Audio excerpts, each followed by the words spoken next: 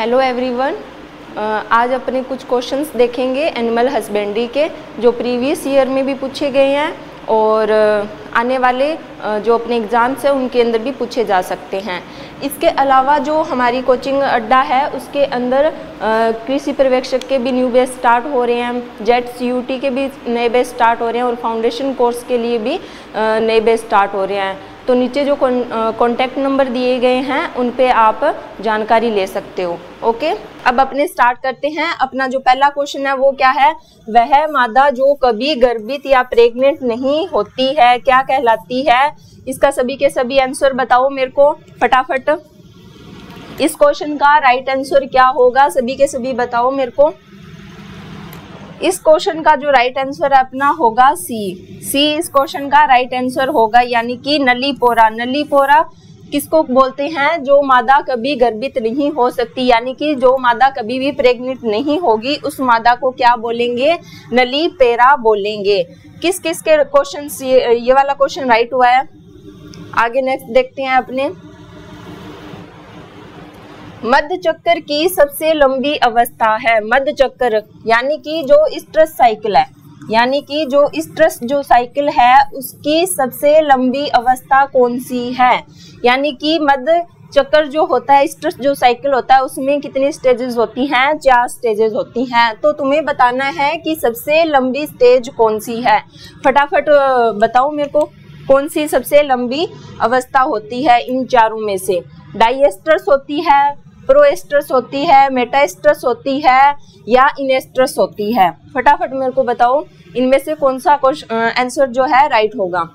तो मध्य चक्कर की 4 स्टेजेज होती है, उनमें से सबसे जो लंबी अवस्था होती है वो कौन सी होती है? डाइएस्ट्रस होती है। जो डाइएस्ट्रस है वो कितने दिन की होती है? 14 दिन की होती है।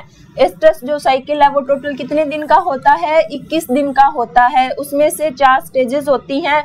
सबसे बड़ी स्टेज कौन सी होती है? डाइएस्ट्रस होती है। जो एस्ट्रस जो होती है वो कितने दिन की होती है? वो 1 दिन की होती है। और सबसे छोटी जो स्टेज होती है वो कौन सी होती है? एस्ट्रस स्टेज ही सबसे छोटी स्टेज होती है। ठीक है। जो प्रोएस्ट्रस जो होती है वो कितने दिन की होती है? जो प्रोएस्ट्रस है वो 2 दिन की होती है। फिर उसके बाद आता है मेटाएस्ट्रस। मेटाएस्ट्रस कितने दिन की होती है? मेटाएस्ट्रस 4 दिन की होती है। तो ये टोटल जो एस्ट्रस साइकिल है वो अपना कितने दिन का हो गया? 21 दिन का हो गया। तो इस क्वेश्चन का जो राइट आंसर है अपना ए होगा। नेक्स्ट चलते हैं। थर्ड अपना क्वेश्चन है, जुगाली करने वाले पशुओं।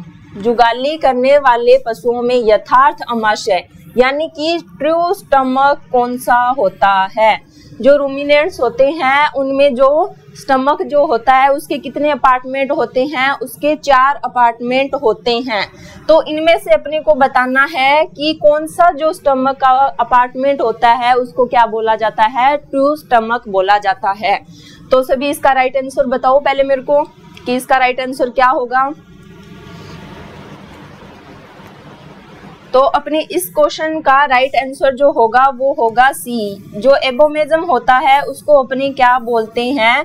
ट्रू स्टमक बोल देते हैं। रूमेन जो होता है वो स्टमक का सबसे बड़ा पार्ट होता है, यानी कि सबसे बड़ा पार्ट जो है वो कौन सा होता है? रूमेन होता है। रेटिकुलम क्या होता है? जो हनी कॉम्ब लाइक एक स्ट्रक्चर होती है। तो इसके अंदर क्या होता है? जो भी अपनी क्या है, जो कील वगैरह आ गई या खाने के अंदर जो भी अवांछित जो पदार्थ हैं वो इसके अंदर रुक जाते हैं रेटिकुलम के अंदर। ओमेजम किसके काम आता है? ओमेजम किसको जो पानी है उसको क्या करता है? अवशोषित करता है। तो ये चारों के चारों अपने स्टमक के अपार्टमेंट हो गए। तो इस क्वेश्चन का जो राइट आंसर है वो अपना क्या होगा? सी होगा। यानी कि एबोमेजम जो होता है वो उसको क्या बोलेंगे? ट्रू स्टमक बोल देते हैं। तो इस क्वेश्चन का राइट आंसर अपने सी होगा। नेक्स्ट क्वेश्चन पे चलते हैं। नेक्स्ट अपना क्वेश्चन है गोदना। गोदना मतलब टैटूइंग। अपने भी तो टैटू बनवाते हैं, आजकल बड़ा क्रेज चला हुआ है टैटूइंग का। तो टैटूइंग द्वारा चिन्हित करने के लिए पशु का कौन सा अंग काम में लिया जाता है? यानी कि जो पशुओं को अपने चिन्हित करने के अलग अलग मेथड है उसमें से जो टैटूइंग है वो किस मतलब कौन सा जो पशु का अंग है उस पे बनाया जाता है। टैटू कहाँ बनाया जाता है? नाक पे बनाया जाता है, कान पे बनाया जाता है, गर्दन पे बनाया जाता है, पिछले पैरों पे बनाया जाता है, कहाँ बनाया जाता है? इसका राइट आंसर क्या होगा बताओ मेरे को। 4 नंबर जो क्वेश्चन है इसका राइट आंसर होगा बी। जो कान जो होते हैं वहां पे क्या बनाया जाता है? टैटू बनाया जाता है। पशुओं की चिन्हित करने की जो विधि है टैटूइंग वो कहाँ पे की जाती है? जो पशुओं के जो कान होते हैं वहां पे टैटूइंग की जाती है। तो इस क्वेश्चन का राइट आंसर क्या होगा? बी होगा। सभी अपने क्वेश्चंस देखते जाना किसके राइट हो रहे हैं किसके रॉन्ग हो रहे हैं। नेक्स्ट अपना क्वेश्चन है प्रोजनी टेस्टिंग है। प्रोजनी टेस्टिंग मतलब क्या है? प्रोजनी टेस्टिंग के बारे में बताना है। पहला इसका ऑप्शन है नर सांड के चयन की विधि, गाय के चयन की विधि, घोड़े के चयन की विधि या कोई नहीं। चलो बताओ मेरे को इसका क्या राइट आंसर होगा।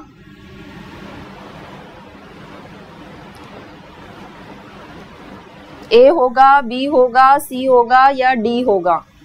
प्रोजनी टेस्टिंग क्या होता है?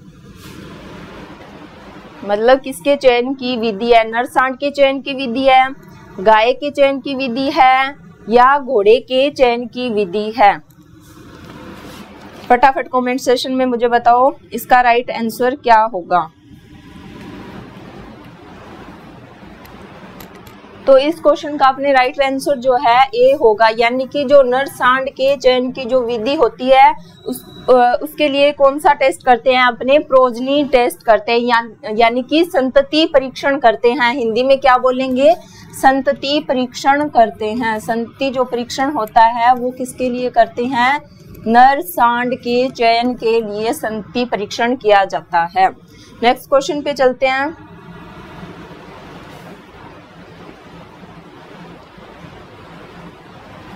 किस जानवर में सीमन की मात्रा सबसे अधिक होती है? यानी कि कौन सा जो अपने एनिमल होता है उसके अंदर सीमन यानी कि वीर्य की मात्रा सबसे अधिक होती है?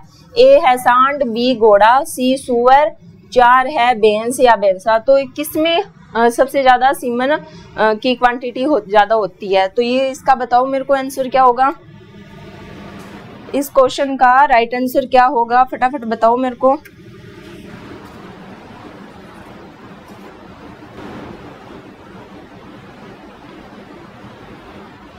तो इसका जो राइट आंसर होगा वो अपने क्या होगा? सूअर होगा। सूअर के अंदर कितना जो सीमन प्रोड्यूस होता है? 250 ml। कितना सीमन प्रोड्यूस होता है? 250 ml सूअर के अंदर सीमन प्रोड्यूस होता है। सांड के अंदर कितना सीमन प्रोड्यूस होता है? 8 ml। कितना प्रोड्यूस होता है? 8 ml। जो घोड़ा जो होता है उसके अंदर कितना होता है? 70 ml। 70 ml इसके अंदर क्या होगा? सीमन जो है प्रोड्यूस होगा। तो इस क्वेश्चन का जो राइट आंसर है अपना क्या होगा? सी इस क्वेश्चन का राइट आंसर होगा। नेक्स्ट चलते हैं। Liquid N2। लिक्विड N2 यानी कि द्रव जो नाइट्रोजन का तापक्रम होता है वो कितना रखा जाता है? जो द्रव जो नाइट्रोजन होती है उसका तापक्रम कितना रखा जाता है? उसका टेम्परेचर कितना रखा जाएगा? ए ऑप्शन है 196 डिग्री सेल्सियस, -1.730 डिग्री सेल्सियस या -173 डिग्री सेल्सियस या -196 डिग्री सेल्सियस। इसमें से कौन सा आंसर राइट होगा? कौन सा ऑप्शन राइट होगा बताओ मेरे को। चलो ये जो क्वेश्चन है इसका राइट आंसर अपने होगा डी, -196 डिग्री। यहाँ पे पहले ही तुम्हें कंफ्यूज करने के लिए पहला ऑप्शन कौन सा दे रखा है? 196 डिग्री सेल्सियस, यानी कि 196 नहीं होगा, माइनस के अंदर होगा। द्रव नाइट्रोजन यानी कि उसको कूल टेम्परेचर जो है दिया जाएगा, ना कि उसको हाई टेम्परेचर दिया जाएगा, यानी कि कम टेम्परेचर पे करते हैं। और कम कितना? -196 डिग्री सेल्सियस जो टेम्परेचर है वो रखा जाता है। किसके लिए? द्रव नाइट्रोजन के लिए। नेक्स्ट चलते हैं। अब ये वाला जो क्वेश्चन है तुम्हें बताना है कि इसमें से असत्य कथन कौन सा है।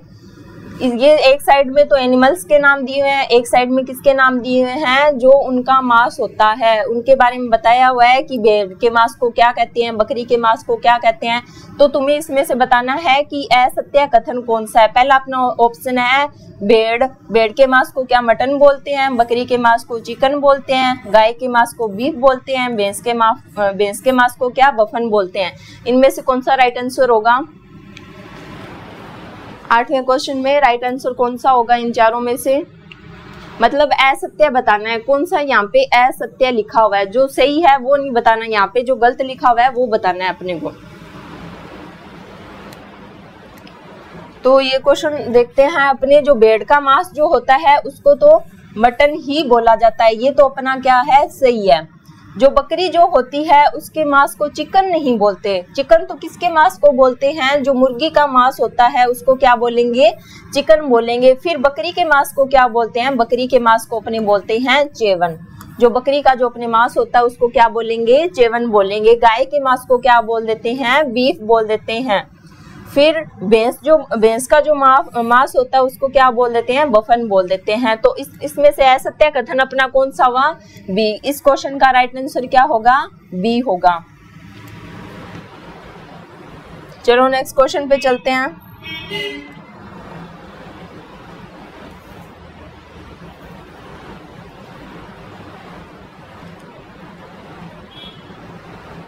सभी को अगर वीडियो पसंद आ रही है तो सबसे पहले वीडियो को लाइक कर दो, फटाफट शेयर कर दो और फटाफट चैनल को क्या कर लो, सब्सक्राइब कर लो।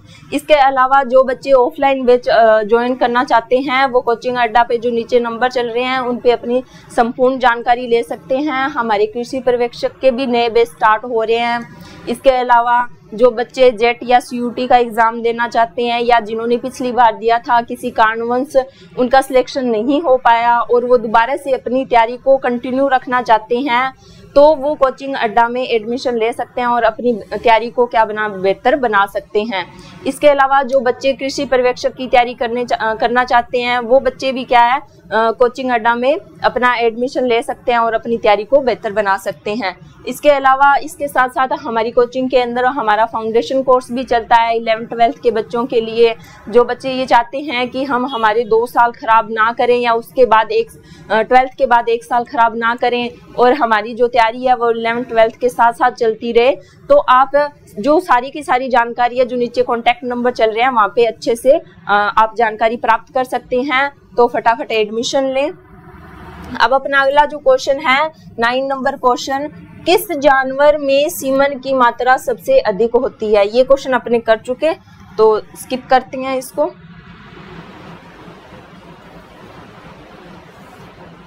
नेक्स्ट जो अपना क्वेश्चन है, चारे में सामान्यतः क्रूड फाइबर होता है, यानी कि जो फाइबर की मात्रा होती है चारे के अंदर, अपने पशुओं को चारा देते हैं, दाना देते हैं, तो उनके अंदर कितनी मात्रा जो चारे क्रूड फाइबर की होती है और कितनी मात्रा टीडीएन की होती है। तो अपने को इस क्वेश्चन के अंदर ये बताना है जो अपना चारा है उसके अंदर क्रूड फाइबर कितना होगा। ए जो ऑप्शन है यानी कि 10% होता है या 12% होता है, 15% होता है या 18% से अधिक होता है। इसका राइट आंसर बताओ मेरे को। इस क्वेश्चन का राइट आंसर क्या होगा।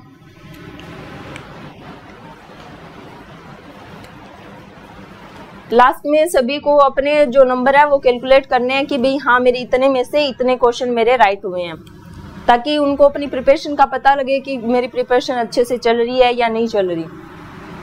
तो इस क्वेश्चन का जो राइट आंसर होगा वो क्या होगा, डी जो है इस क्वेश्चन का राइट आंसर होगा, यानी कि 18% से अधिक। 18% से अधिक क्या होता है, क्रूड फाइबर होता है। अगर अपने दाने की बात करें तो क्रूड फाइबर कितना होगा, 18% से क्या होगा, 18% से कम होगा। तो इस क्वेश्चन का जो राइट आंसर है वो डी होगा। नेक्स्ट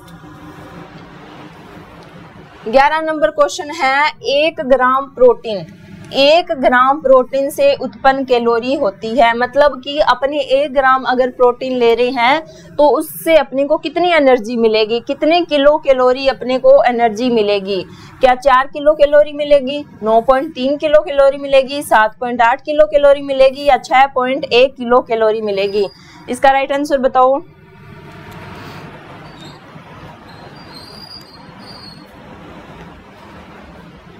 इस क्वेश्चन का राइट आंसर होगा 4 किलो कैलोरी। अपने अगर प्रोटीन लेते हैं तो उससे अपने को कितनी एनर्जी मिलती है? 4 किलो कैलोरी मिलती है। 4 किलो कैलोरी और किससे मिलती है? जो अपना कार्बोहाइड्रेट होता है उससे भी अपने को कितनी एनर्जी मिलती है? 4 किलो कैलोरी मिलती है। अब तुम मेरे को कमेंट बॉक्स में बताओ कि जो फैट जो होती है उससे अपने को कितनी एनर्जी मिलेगी, उससे अपने को कितने किलो कैलोरी एनर्जी मिलेगी। ये तुम लोगों को बताना है कि इससे कितनी किलो कैलोरी एनर्जी मिलेगी। ओके, नेक्स्ट क्वेश्चन पे चलते हैं।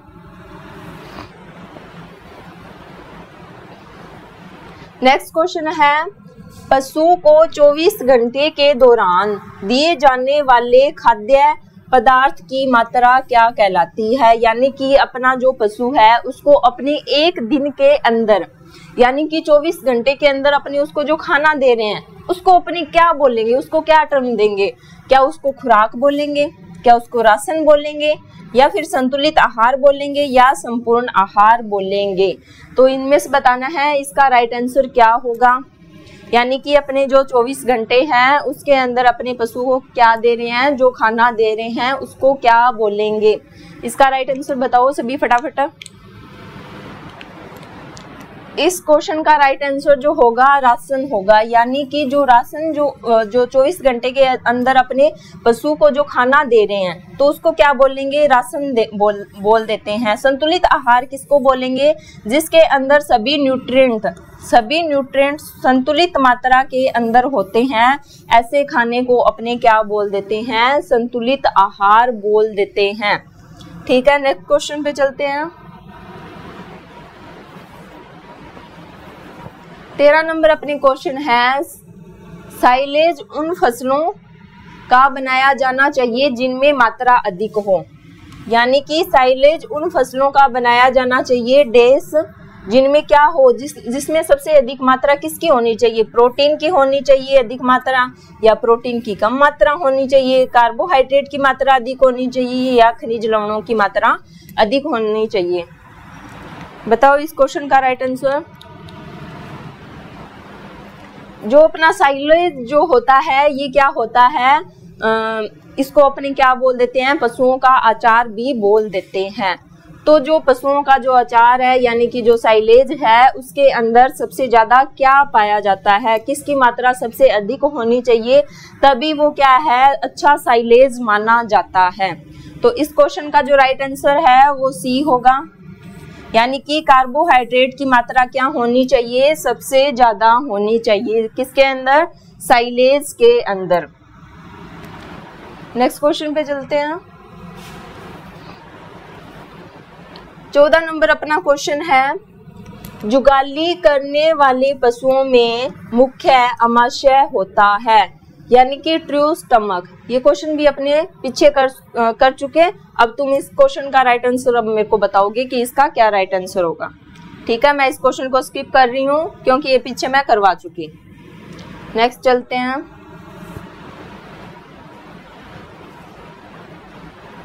15 नंबर क्वेश्चन है, छोटे थनों वाले पशु का दूध निकालने के लिए कौन सी विधि उपयुक्त है? यानी कि ऐसे पशु जिनके थन क्या होते हैं? छोटे होते हैं। तो उन पशुओं का अगर अपने को दूध निकालना है तो जो अपने जो 4 मेथड दे रखे हैं इनमें से कौन सा मेथड है जो सबसे उपयुक्त माना जाएगा, सबसे बेस्ट माना जाएगा? पूर्ण हस्त विधि, चुटकी विधि, मशीन द्वारा, अंगूठा विधि द्वारा? बताओ इस क्वेश्चन का राइट आंसर। छोटे थनों वाले पशुओं में कौन सी विधि उपयुक्त रहती है दूध निकालने के लिए? ये जो अपने क्वेश्चन है पूर्ण हस्त विधि जो है उसको तो अपने क्या बोल देते हैं? सबसे बेस्ट मेथड बोल देते हैं। फिर जो चुटकी विधि आती है वो क्या, इसका राइट आंसर क्या होगा? चुटकी विधि द्वारा, यानी कि स्ट्रिपिंग मेथड। स्ट्रिपिंग मेथड जो होता है वो छोटे थन वाले जो पशु होते हैं यानी कि अपनी चुटकियों से दूध निकालते हैं। तो ये जो इस क्वेश्चन का राइट आंसर क्या होगा? चुटकी विधि या स्ट्रिपिंग मेथड। थर्ड अपने आता है मशीन द्वारा। मशीन द्वारा किन पशुओं का, अगर अपना जो डेयरी फार्म है बहुत बड़ा है तो उनमें अपने क्या है एक साथ पशुओं का वो दूध नहीं निकाल सकते और टाइम बहुत ज्यादा लगता है, तो अपने वहां पे कौन सी विधि उपयुक्त रहेगी, मशीन द्वारा। अंगूठा विधि है जो सबसे खराब विधि है, इसके अंदर क्या है अगर अपने अंगूठे से दूध निकालते हैं तो इससे क्या हो जाता है, जो पशु जो होते हैं उनमें थनैला रोग हो जाता है, या इसके अलावा क्या हो जाता है, जो पशु जो है उसके थनों के अंदर गांठें पड़ जाती है। तो ये सबसे अच्छी विधि नहीं है। सबसे अच्छी विधि अगर तुमसे पूछता तो कौन सी होती है, पूर्ण हस्त विधि। पूर्ण हस्त विधि कैसी होती है, सबसे अच्छी विधि होती है। इस क्वेश्चन का राइट आंसर क्या है, बी इस क्वेश्चन का राइट आंसर होगा। नेक्स्ट चलते हैं।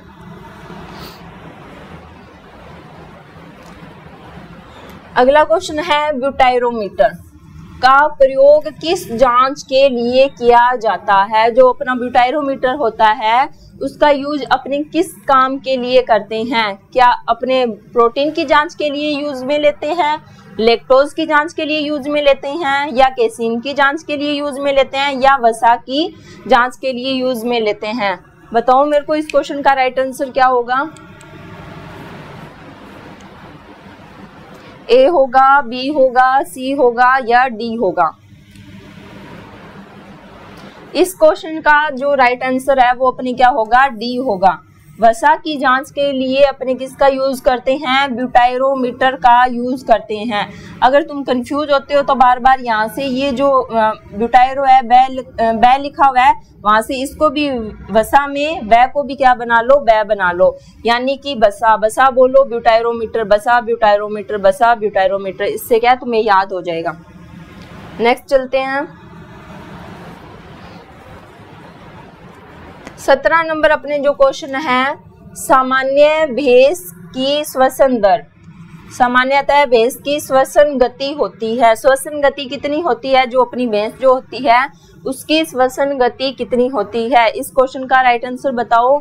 ए क्या 14 से 18 प्रति मिनट होती है, 15 से 20 प्रति मिनट होती है, या 20 से 25 प्रति मिनट होती है, या 25 से 30 प्रति मिनट होती है। इस क्वेश्चन का राइट आंसर बताओ मेरे को फटाफट।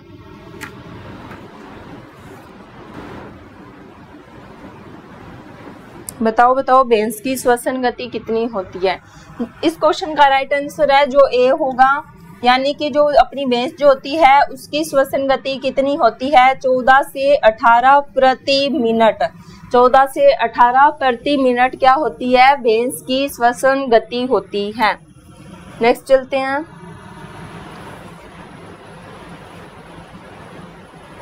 नेक्स्ट जो अपना क्वेश्चन है, निम्न चारों में कौन सी फसल है, यानी कि जो चारे वाली जो फसल है, रफेज जो होती है वो कौन सी होती है, यानी अपने चारे वाली फसल इनमें से किसको बोलेंगे। ए बरसीम को बोलेंगे, बी जई को बोलेंगे, सी मक्का को बोलेंगे, डी किसको बोलेंगे, नेपियर घास। तो बताओ इसमें से कौन सा राइट आंसर होगा, ए बी सी या डी। बताओ बताओ फटाफट बताओ। इस क्वेश्चन का जो अपने राइट आंसर है वो ए होगा, यानी कि जो बरसीम जो होती है उसको अपने क्या बोल देते हैं, चारे वाली फसल बोल देते हैं, चारे वाली फसल बोल देते हैं। कौन सा होगा इसका राइट आंसर, बरसीम होगा। जई जो है मक्का और नेपियर घास जो है ये जो रफेज जो चारे वाली फसल है वो इनको नहीं बोला जाता है, जो बरसीम जो होती है उसको ही चारे वाली फसल बोला जाता है। नेक्स्ट क्वेश्चन पे चलते हैं। सभी साइड में अपने लिखते जाना कितने क्वेश्चन सही हो रहे हैं, कितने क्वेश्चन नहीं सही हो रहे हैं। जो गलत हो रहे हैं अपने कैलकुलेट करो कि इतने क्वेश्चन मेरे सही हो रहे हैं, इतने गलत हो रहे हैं। 19वां जो अपना क्वेश्चन है, चिराई की गोल्स पद्धति प्रचलित है। जो चिराई की जो गोल्स पद्धति है अपने कहाँ पर प्रचलित है, ए राजस्थान में, बी उत्तरांचल में, सी उत्तर प्रदेश में, डी हरियाणा में। बताओ इस क्वेश्चन का राइट आंसर क्या होगा।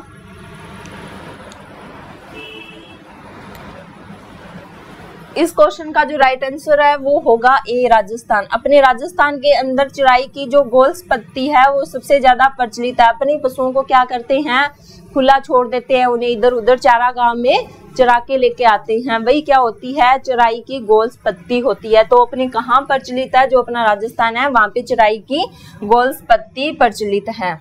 नेक्स्ट क्वेश्चन पे चलते हैं। नेक्स्ट क्वेश्चन है बायोगैस का मुख्य घटक है, यानी कि जो बायोगैस जो होती है उसका मुख्य घटक क्या होता है।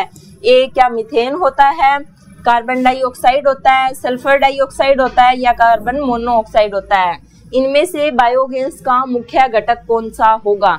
वैसे तो कार्बन डाइऑक्साइड भी होता है, मीथेन भी होता है, सल्फर डाइऑक्साइड भी होता है, कार्बन मोनोऑक्साइड भी होता है, बट मुख्य कौन सा माना जाएगा इनके अंदर,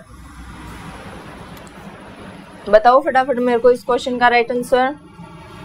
इस क्वेश्चन का जो राइट आंसर है अपने होगा ए, यानी कि जो मीथेन होती है वो बायोगैस का मुख्य घटक होती है।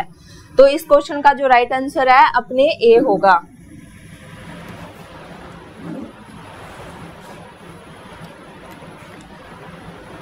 चलो अपने सारे के सारे क्वेश्चन 20 क्वेश्चन थे, हो चुके हैं एनिमल हस्बेंड्री के। अब सभी के सभी मेरे को बताओ कि 20 में से तुम्हारे कितने राइट हुए, कितने गलत हुए। सभी के सभी कमेंट सेक्शन में जल्दी से मेरे को बताओ फटाफट। और जिन्होंने चैनल को सब्सक्राइब नहीं किया अभी तक वो चैनल को सब्सक्राइब कर लो, वीडियो को भी लाइक कर लो, शेयर कर लो। आज से रोज इसी टाइम तुम्हारी क्या जो क्वेश्चन MCQs हैं उसकी ऑनलाइन क्लास हुआ करेगी, लाइव क्लास चला करेगी। तो फटाफट अपने ज़्यादा से ज़्यादा फ्रेंड्स को इसके अंदर लेके आओ ताकि वो भी बेनिफिट उठा सके।